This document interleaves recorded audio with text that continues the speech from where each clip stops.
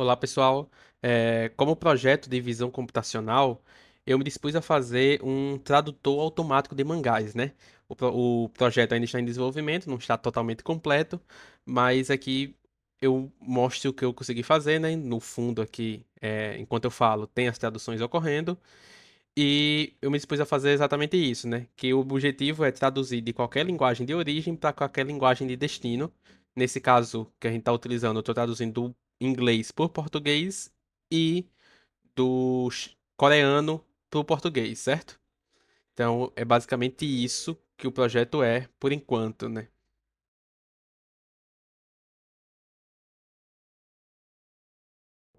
Tá. Falando um pouco agora sobre a stack que estamos utilizando, né? Primeiro a gente está usando uma captura de tela, né? A gente passa uma detecção do iolo. A gente faz uma detecção estável de até 5 frames, o que significa até 5 balões de falas, né? Ele consegue pegar.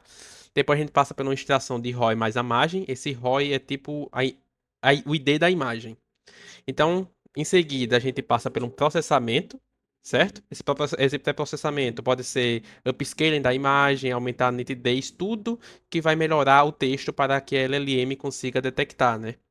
O modelo multimodal, que é o que estamos utilizando nesse caso. A gente usa uma CR mais tradução, só que a gente está aqui utilizando um único modelo multimodal, que ele tanto captura a imagem como faz a tradução da imagem. A gente podia separar em trabalhos diferentes, né? Um faz a tradução e o outro extrai a imagem. Entretanto, a gente está focando em apenas um só, fazendo o trabalho dos dois, né? Como resultado, né? A gente guarda o resultado em um cache, certo? E depois a gente faz uma renderização, um overlay, né? Ou seja, a gente pega o texto que está, o texto original, após a tradução a gente reimplementa naquele balão de fala onde estava, certo? E aí a gente mostra a exibição final. Falando agora sobre a captura de tela, a gente usa aqui o a captura de tela, a gente não captura uma janela específica, a gente captura em relação às coordenadas do monitor. Ou seja, você vai colocar a sua janela em determinadas coordenadas, certo? Você vai ajustar esses parâmetros para que ele capture apenas a janela, aquela janela específica, certo? Então, você ajusta esses parâmetros, tanto a altura, onde começa de cima para baixo, onde começa da esquerda para a direita, aí você ajusta a largura e a altura. Como eu irei demonstrar aqui agora, certo? Você deixa mais ou menos dessa forma para que a tradução funcione corretamente, né? E você pode ajustar esses parâmetros se quiser.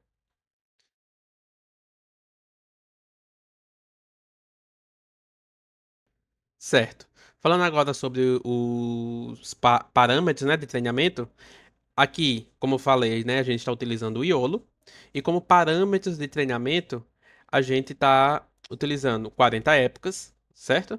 É um patience de 20. Esse patience basicamente define o seguinte, que se nosso modelo, né, durante o nosso treinamento, as métricas do nosso modelo não melhorar em até 20 épocas, ou seja, se passar 20 épocas sem melhorar, ele vai parar o treinamento, para não correr as 40 épocas, sendo que o modelo não está melhorando com o passar do tempo, certo?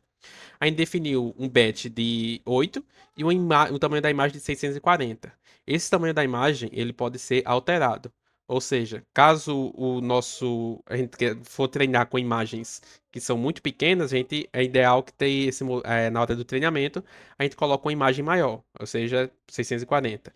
Mas caso o tamanho dos balões de fala sejam grandes, já a gente pode diminuir o tamanho dessa imagem e aumentar o batch, por exemplo, para que o treinamento ocorra mais rápido.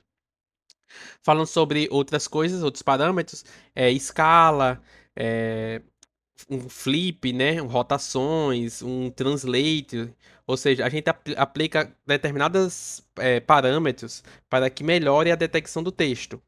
Como assim? Ou seja, tudo que pode melhorar a tradução, tudo que pode melhorar a detecção dos balões de fala, a gente utiliza. Então a gente melhora a nitidez, a gente né, coloca parâmetros para de nitidez, parâmetros de rotação, porque alguns balões de fala podem estar meio torto ou coisas do tipo. Então a gente vai colocando determinados parâmetros que fazem sentido ao nosso projeto, né?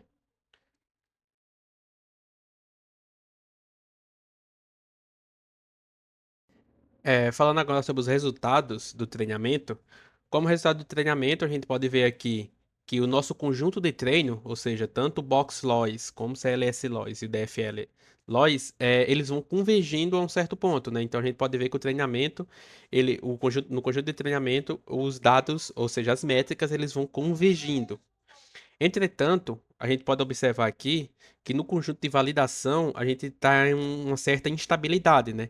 Está bem instável os dados, as métricas do treinamento está bem instável, como podemos ver nos gráficos. Isso indica que pode ter algum problema no nosso dataset ou na nossa hora de treinar. Pode ser overfitting, ou os modelos podem estar muito parecidos um com o outro no dataset e coisas do tipo. Então, fica aí a melhoria, né, na hora do treinamento. Uma coisa, uma futura melhoria que dá para ser implementada, né?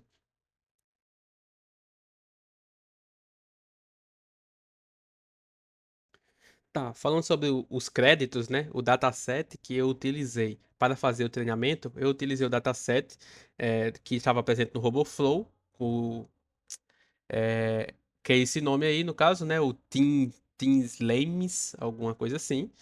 E foi esse dataset que eu utilizei. Entretanto, até o momento de gravação desse vídeo, o dataset não está disponível, né? Ou seja, o projeto não está mais disponível no RoboFlow, por algum motivo, ele foi removido. E ele não, e então não tem como ter mais baixar ele. Entretanto, foi esse dataset que eu usei para treinar. Agora falando sobre outros datasets que pode ser utilizado um do Mangá 109, né? Um dataset muito conhecido aí para mangás. Entretanto, eu não estou utilizando ele no momento. Ou seja, eu baixei ele, você tem que solicitar, né, as permissões, aí estão os créditos para eles, né? Eu baixei ele, entretanto, eu não utilizei ele porque a gente tem que dividir os modelos, né? Um modelo para Webtoon, outro modelo para detecção de mangás em preto e branco, né? Mangás japoneses. E até o momento eu não estou fazendo detecções de mangás japoneses, isso é uma coisa que eu irei fazer futuramente. E vai ser discutido no próximo tópico. Entretanto, até o momento eu não estou utilizando esse dataset, mas fica aí como citação, né?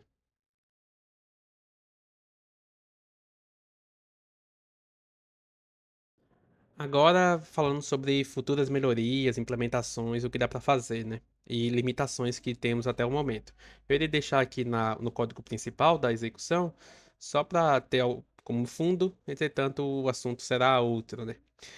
Como futuras melhorias, no caso, o que dá para fazer, que eu pensei em fazer, no caso, só que ainda vai requisitar um tempo, a primeira é para não detectar, não ter que traduzir os mesmos balões.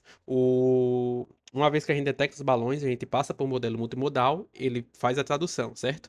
Entretanto, balões que já foram detectados, não tem por que a gente traduzir novamente, né? Então, a gente tem que melhorar esse track dos balões, ou seja, rastrear melhor os balões, certo? Os balões de fala. E, e para que a gente não tenha esse peso, né? De ficar a todo momento processando o balão que já foi, de fala que já foi processado, né? Como segunda melhoria, é melhorar as traduções em si. Então a gente pode testar outros modelos, a gente pode testar, como eu disse aqui, a gente está utilizando um único modelo, multimodal, né? Que ele recebe a imagem que foi detectada pelo Iolo, ele automaticamente traduz a imagem e retorna o texto traduzido, né? Ele retorna o texto e a gente reimplementa o texto. A gente pode dividir essa etapa que a gente está utilizando no modelo multimodal entre dois modelos, né? Digamos, a gente pode utilizar um modelo de OCR, como o Tesseract ou Easy OCR, só para fazer a detecção do texto ali, e a gente pode utilizar outro modelo é, que seja melhor para traduções, né? E um modelo específico para traduções, ele traduz o texto que foi detectado pelo OCR para a linguagem de destino.